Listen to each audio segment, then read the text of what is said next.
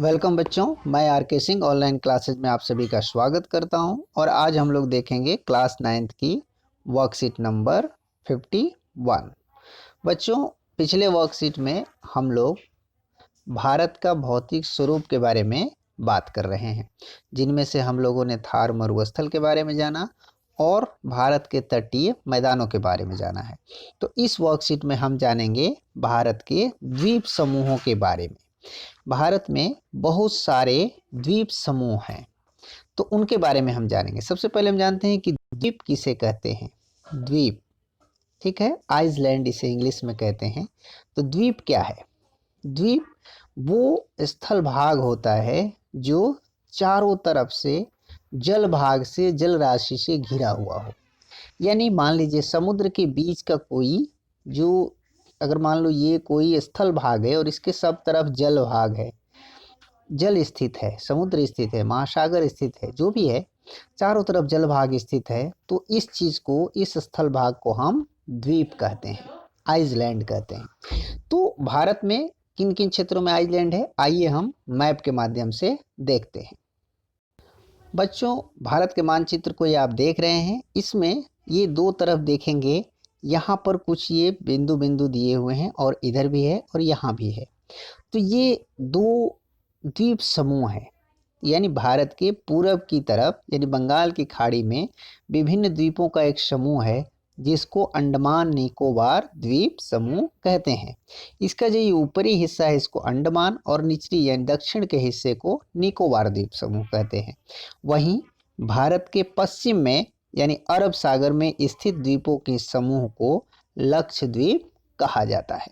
तो आइए हम एक एक करके इन द्वीप समूहों के बारे में जानकारी हासिल करें। बच्चों, इस मैप में आप देख रहे हैं, ये भारत का मानचित्र है और ये अंडमान निकोबार द्वीप समूह ये स्थित है। इसको अगर हम जूम करते हैं तो कुछ यूं दिखता है। ये अंडमान निकोबार द्वीप समूह का जूम किया हुआ चित्र है। तो आप यहाँ देखते हैं कि ऊपरी हिस्से को अंडमान कहते हैं, देखिए यहाँ अंडमान लिखा हुआ है, और निचली हिस्से को निकोबार, यानी इन दोनों को मिलाकर अंडमान एंड निकोबार आइसलैंड्स कहा जाता है। इसकी राजधानी जो है पोर्ट ब्लेयर है। आप देखेंगे यहाँ पर पोर्ट ब्लेयर लिखा हुआ है, ये प्रशासनिक राजधानी है। बहुत सारे लोग पोर्ट ब्लेयर घूमने के लिए भी जाते हैं। यानी अंडमान निकोबार द्वीप समूह बंगाल की खाड़ी में उत्तर से दक्षिण की तरफ फैले द्वीपों की माला है ना, एक द्वीप की माला। यहाँ द्वीपों की संख्या 572 है, यानी 572 द्वीप मिलकर के अंडमान निकोबार द्वीप समूह बनाते हैं। इसका उत्तरी भाग अंडमान द्वीप समूह कहलाता है और दक्षिणी भाग निकोबार द्वीप समूह कहलाता है। इसका निर्माण अल्पाइन काल की वलन प्रक्रिया से हुआ है, यानी अल्पाइन काल में चट्टानों के मुड़ने से हुआ है। समुद्र के नीचे की जो चट्टानें मुड़ी और वो ऊपर की तरफ उठ गई, तो उससे इसका निर्माण हुआ है। यह माना जाता है कि यह द्वीप समूह निमज्जित पर्वत श्रेणियों के शिखर हैं, यानी समुद्र के अंदर के जो पर्वत हैं, समुद्र के अंदर भी पहाड़ होते हैं, आपको पता होगा, तो उसका ये शिखर है जो समुद्र के जल से ऊपर आ गया है। ठीक है, ये देश की सुरक्षा के लिए अति महत्वपूर्ण है, क्योंकि ये इस एरिया में स्थित हैं, तो इधर से आने वाले जो हमले होते हैं या जो लोग होते हैं, उन पर निगरानी रखने के लिए ये हमारा बहुत बड़ा स्थल है। इसीलिए यह सामरिक दृष्टिकोण से बहुत ही महत्वपूर्ण है। और यहाँ पर अत्यधिक विविधता के पादप और जीव जंतु पाए जाते हैं। कारण ये है कि ये विषुवत रेखा के आसपास पाया जाता है। आप यहाँ पर ध्यान से देखेंगे तो ये देखिए यहाँ दिया है, यहाँ 10 डिग्री अक्षांश है। तो ये इधर अंदर की तरफ आते आते ये लगभग विषुवत रेखा के समीप पाया जाता है। यही कारण है कि यहाँ पर भूमध्य रेखीय जलवायु पाई जाती है, और इसीलिए यहाँ पर जो पेड़ पौधे हैं काफ़ी घने होते हैं, घने जंगल पाए जाते हैं। अंडमान का सर्वोच्च शिखर माउंट सैडल 737 मीटर ऊंचा है। यानी अंडमान में जो पहाड़ी है, पहाड़ी का जो सबसे ऊंचा शिखर है वो 737 मीटर है। निकोबार द्वीप समूह का जो सर्वोच्च शिखर है वो माउंट धूलियर है, जिसकी ऊंचाई 642 मीटर है। इस क्षेत्र में 2 ज्वालामुखी द्वीप भी है, एक पहला का नाम है बैरन द्वीप, जो भारत का एकमात्र सक्रिय ज्वालामुखी है। कौन सा है? बैरन द्वीप। और दूसरा है नारकोंडम द्वीप। तो यहाँ देखेंगे नारकोंडम की तरफ यहाँ है, और बैरन द्वीप भी इस पर स्थित है जहाँ पर सक्रिय ज्वालामुखी पाया जाता है। अब आइए हम देखते हैं लक्षद्वीप के बारे में। बच्चों, हम बात करें लक्षद्वीप की तो हम देखते हैं कि भारत के मानचित्र पर, भारत मानचित्र के इधर ये पश्चिमी इलाके में यहाँ पर लक्षद्वीप पाया जाता है।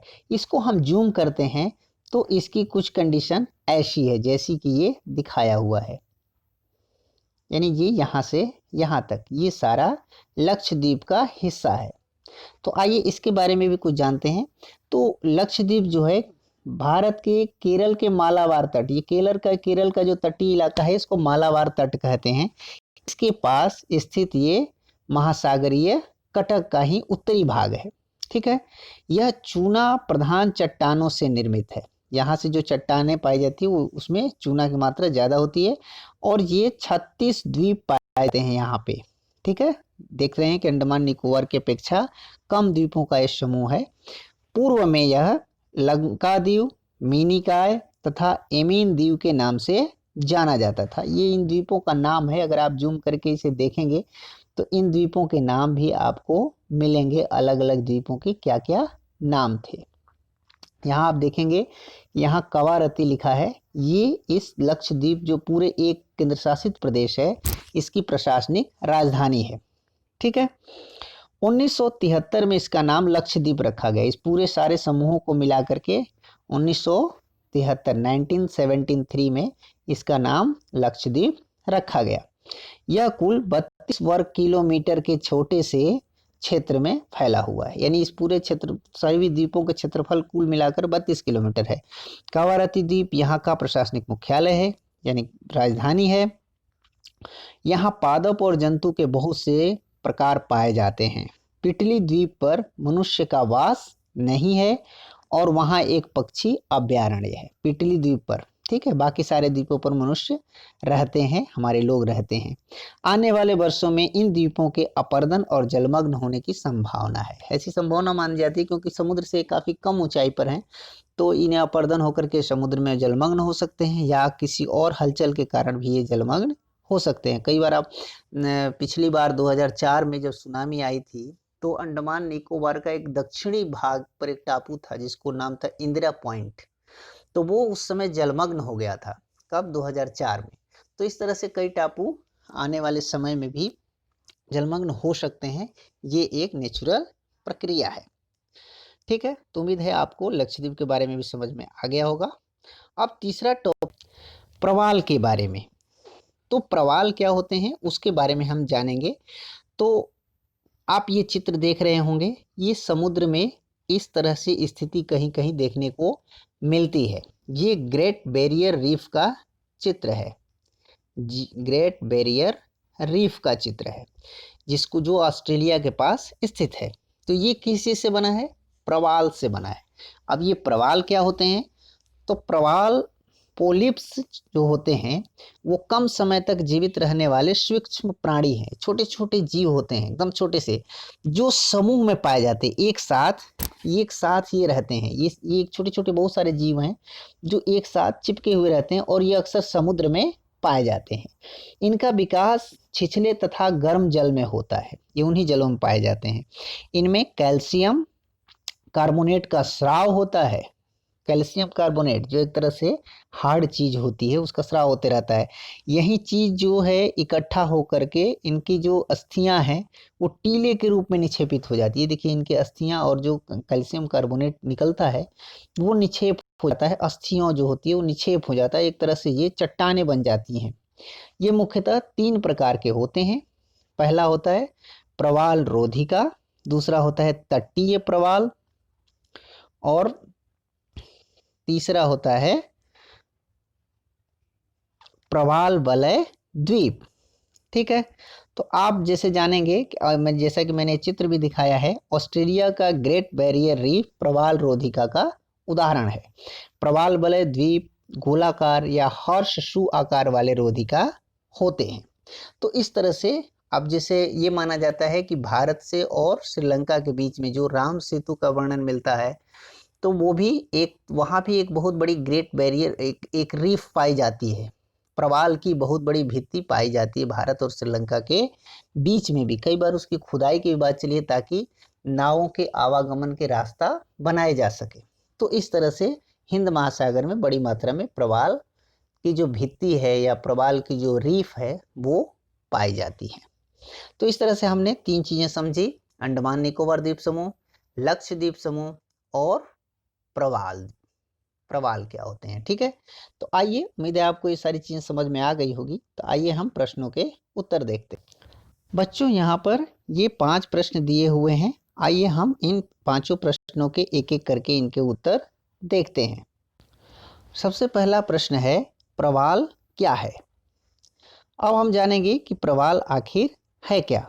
तो उत्तर इसका हम लिख सकते हैं, प्रवाल पॉलिप्स कम समय तक जीवित रहने वाले सूक्ष्म प्राणी हैं जो कि समुद्र में पाए जाते हैं। दूसरा प्रश्न है, भारत में कौन कौन से द्वीप समूह हैं, इनके नाम लिखिए और भारत के राजनीतिक मानचित्र में दर्शाइए। तो इसका उत्तर हम लिख सकते हैं कि भारत में 2 प्रमुख द्वीप समूह पाए जाते हैं, पहला अंडमान निकोबार द्वीप समूह और दूसरा लक्षद्वीप समूह। अब दूसरा चीज इसमें कह रहे हैं, भारत के राजनीतिक मानचित्र में इन्हें दर्शाइए। तो आइए देखिए, यहाँ पर ये भारत के मानचित्र में इसे दर्शाया हुआ है। यहाँ से आप देख करके इसको मानचित्र में दर्शा सकते हैं। भारत के मानचित्र में इधर पूरब की तरफ जो द्वीप समूह है वो अंडमान निकोबार, और इधर पश्चिम की तरफ जो द्वीप समूह है उसे लक्षद्वीप समूह कहते हैं। आइए हम तीसरे प्रश्न की तरफ देखते हैं। तीसरा प्रश्न है, लक्षद्वीप समूह की 5 प्रमुख बातें बताइए। तो इसे वर्कशीट में भी लिखा हुआ है, उससे चुन करके हमें 5 बातें लिखनी है। इसमें लिखा हुआ है, लक्षद्वीप समूह केरल के मालाबार तट के पास स्थित है। यह चूना प्रधान चट्टानों से निर्मित है। यह 36 द्वीपों का समूह है। 1973 में इसका नाम लक्षद्वीप रखा गया। कवारती द्वीप यहाँ का प्रशासनिक मुख्यालय है और यहाँ विभिन्न प्रकार के पादप और जंतु पाए जाते हैं। तो इनमें से कोई भी 5 लिख सकते हैं या और कोई भी जो वर्कशीट में लिखी हुई है। चौथा प्रश्न है, अंडमान निकोबार द्वीप समूह की जलवायु कैसी है और क्यों। तो इसका उत्तर आप लिख सकते हैं कि अंडमान निकोबार द्वीप समूह में भूमध्य सागरीय जलवायु पाई जाती है। और ये क्यों पाई जाती है, क्योंकि यह विषुवत वृत्त के निकट स्थित है, यानी 0 डिग्री अक्षांश के पास स्थित है। पांचवा प्रश्न है, भारत के द्वीप समूहों के सर्वोच्च शिखर का नाम बताइए। यानी द्वीप समूहों पर जो शिखर है, चोटियां हैं, जैसे जो विश्व की जो सबसे ऊंची चोटी है माउंट एवरेस्ट है, तो वैसे ही भारत की द्वीप समूह में कौन सी सबसे ऊंची चोटी है। तो उसका उत्तर है, भारत के द्वीप समूह में सर्वोच्च शिखर अंडमान का माउंट सैंडल है, जिसकी ऊंचाई 737 मीटर है। तो इस तरह से आप इन प्रश्नों के उत्तर लिख सकते हैं। तो बच्चों, उम्मीद है आपको ये वर्कशीट अच्छी तरह से समझ में आ गई होगी। तो चलिए हम वर्कशीट के लास्ट में संदेश देखते हैं, और आज का संदेश क्या है वो देखते हैं। कोविड के संदर्भ में उचित व्यवहार संबंधी संदेश, 2 गज अथवा 6 फीट की शारीरिक दूरी का पालन करें। बच्चों, आप सभी जानते हैं, अगर आप न्यूज़ देख रहे होंगे, हम बार बार कहते हैं कि हमें न्यूज़ से अपडेट रहना चाहिए। तो दिल्ली में कोविड के केसेस बढ़ रहे हैं, इसका मतलब कहीं ना कहीं हमारी तरफ से कोई लापरवाही हो रही है। इसीलिए इस संकट में के दौर में हमें अपने जो कोविड-19 के संदर्भ में जो प्रिकॉशन है उसे पूरी तरह से पालन करनी है। तो हमें जब भी बाहर निकलें तो एक दूसरे के बीच में 2 गज की दूरी यानी 6 फीट की शारीरिक दूरी एक दूसरे के बीच में पालन मेंटेन रखें। इससे हम कोविड से बचाव कर सकते हैं। साथ ही साथ मास्क पहने और नियमित रूप से अपने हाथ साबुन और पानी से धोते रहें। तो ऐसा करके हम खुद का भी और समाज का भी भला कर सकते हैं। तो उम्मीद है आपको ये वर्कशीट अच्छी तरह से समझ में आ गई होगी। तो चलिए कॉपी कलम निकालिए और इसे पूरा करके अपने सर जी को भेज दीजिए, ताकि वो चेक कर सकें कि आपने कितना कुछ सीखा है। मिलते हैं अगली वर्कशीट में, तब तक के लिए घर पे रहें, स्वस्थ रहें, खुश रहें। धन्यवाद।